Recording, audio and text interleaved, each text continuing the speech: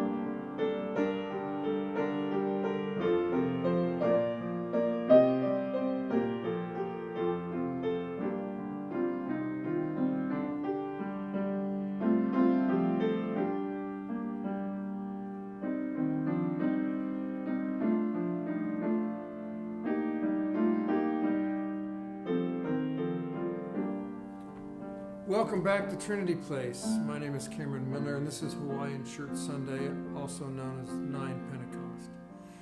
The lectionary has us reading Matthew chapter 13, verses 31 and 33, I think, but then it skips to 44 through 52. But you're probably tired of hearing me yammer on about the differences between Jesus' parables and Matthew's delivery of them. I wouldn't blame you for that, but really, we have to keep our eye on those differences, because if we do, we will see something akin to Indiana Jones finding the lost ark. And we already know that we're surrounded by raiders who would steal these passages and misuse them for their own purposes. So stick with me here, because we're getting kind of close. Now, if I were to ask you, what is Jesus' primary teaching, I might get an answer like love, or love your neighbors yourself, or love God, or turn the other cheek, stuff like that. And those wouldn't be terrible answers, but they would be wrong ones.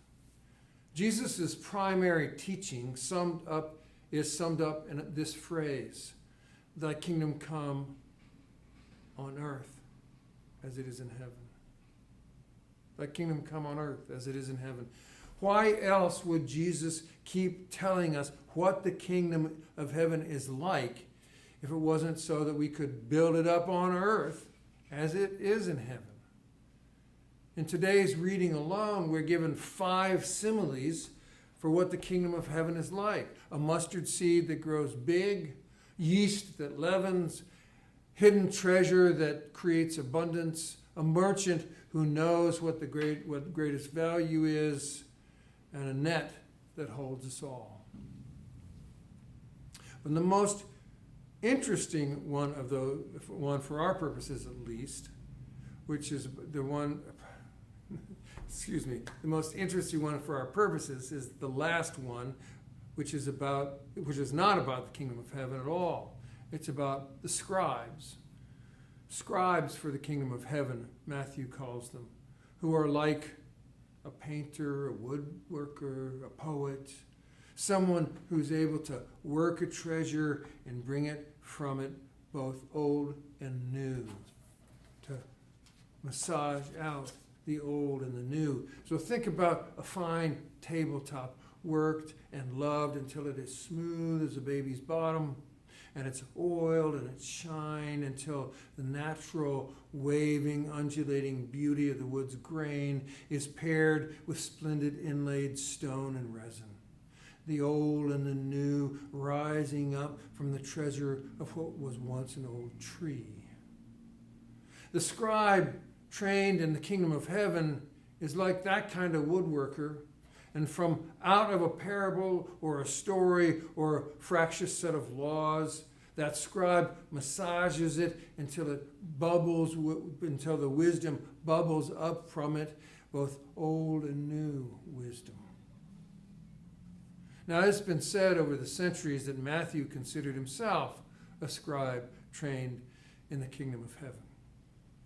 Each of the gospel writers had some special grain of wisdom they were trying to work to the surface so it would seep through with particular power and beauty. Mark's was paradoxical wisdom, or paradox wisdom, or reversal sayings, aimed at his utterly Gentile audience. Luke's was a kind of class warfare aimed at the common folk who had memories of being on the social margins, or where they might return there then soon as well. Matthew's was Jesus as the fulfillment of Scripture, aimed at the Jewish or mixed Jewish-Gentile communities around him. The scribes are in these stories, but particularly in Matthew, the scribes are characters in the background of the gospel stories, and they're important, but they rarely catch our attention.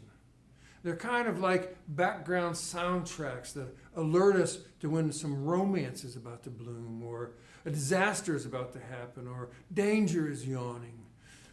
We hear it in the music and we respond to it, but our focus is really on the visual motions taking place in front of our eyes. Well, scribes are like that in the Gospels. For example, do you remember the important role scribes played in Matthew's telling of the miraculous birth story of Jesus? You know, Christmas. I'm guessing not, unless you were made to memorize Bible stories word for word as a kid. It's after the Magi have left King Herod, and he turns around and he asks the scribes, he says, "Where is this Messiah supposed to be born?" Well, Bethlehem, they say, of course. You see what I mean? Background characters.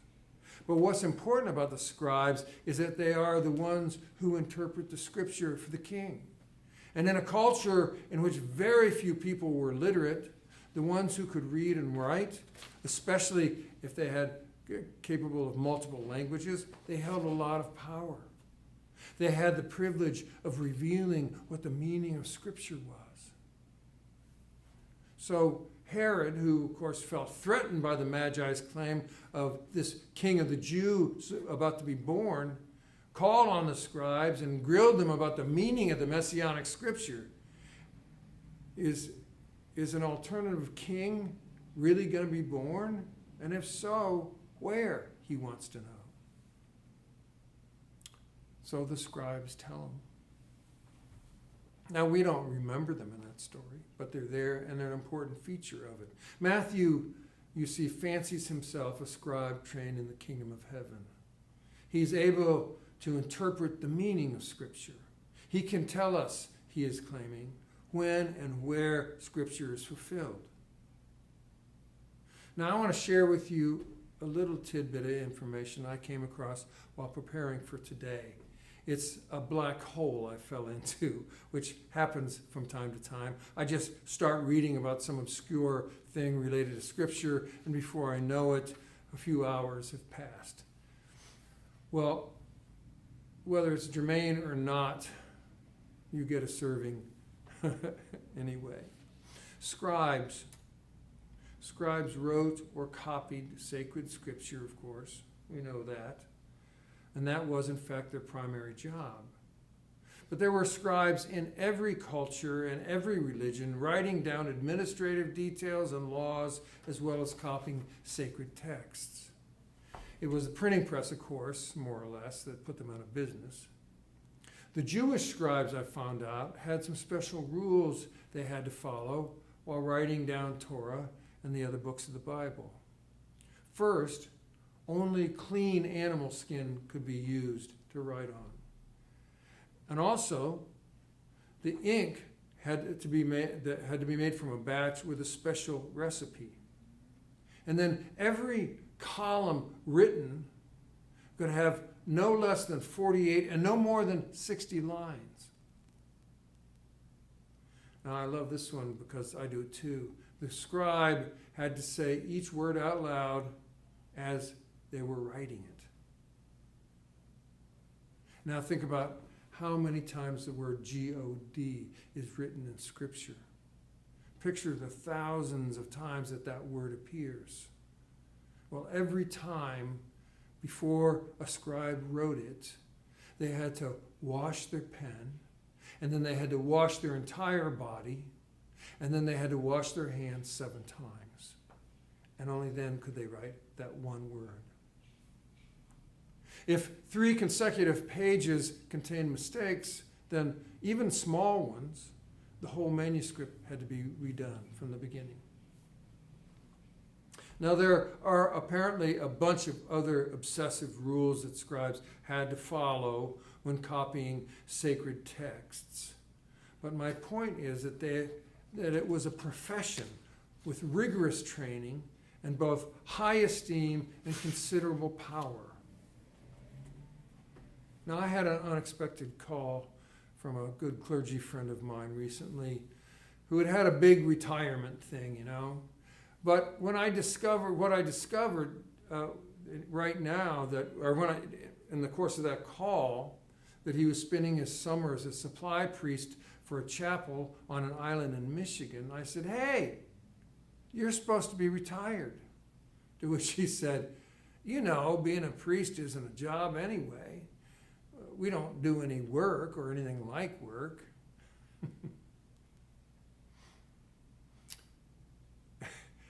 Indeed, the book of Ecclesiasticus says this about scribes. The wisdom of the scribe depends on the opportunity of leisure, and he who has little business may become wise.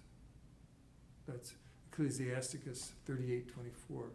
The wisdom of the scribe depends on the opportunity of leisure, and he who has little business may become wise. So whether the scribe was born into privilege or became privileged once a scribe, in an agrarian economy in which most people did back-breaking work for a few measly pittances, being a scribe looked pretty soft. Matthew considered himself a scribe trained in the kingdom of heaven. He was taking the stories and sayings and quotations of Jesus, the ones that he received from whatever their source, and writing them down while at the same time interpreting them. He writes down a parable or a saying, and then he writes down what he thinks it means. And sometimes he ascribes to Jesus his interpretation of what it means. Now, I'm telling you all this in case you thought my previous critique of Matthew allegorizing Jesus was a rejection of Matthew. Not at all. Matthew is an ally of ours. Rather, it is to say that Matthew's interpretation is just one man's opinion. He may have been a scribe in his day, but in our day, we are all scribes. At least those of us who can read and write and look up stuff on Google and DuckDuckGo.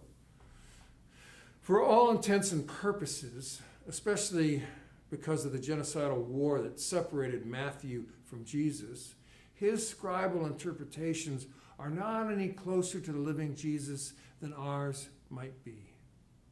Which means we cannot lean on him or Mark or Luke or John as the final word. We have our own work to do. But that brings us to the lost ark or the Holy Grail, which we can almost reach out and touch it. And it's this: the kingdom come on earth as it is in heaven. Thy kingdom come on earth as it is in heaven. The kingdom of heaven is like a mustard seed that grows big, yeast that leavens, hidden treasure that creates abundance, a merchant who knows what the greatest value is, and a net that holds us all. These are all clues to what we should be looking for and what we should be doing to build the kingdom on earth as it is in heaven. You're a scribe. You're a scribe.